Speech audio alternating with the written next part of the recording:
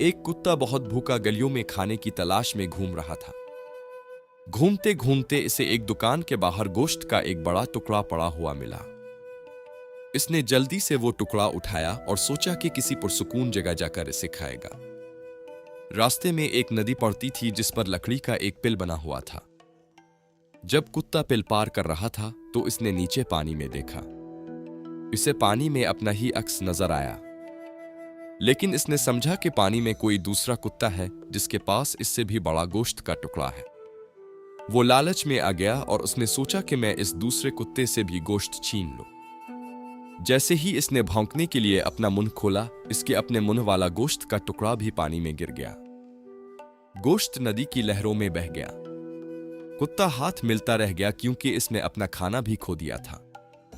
सच है कि लालच बुरी बला है। हमें जो मुयस्सर हो इस पर शुक्र करना चाहिए।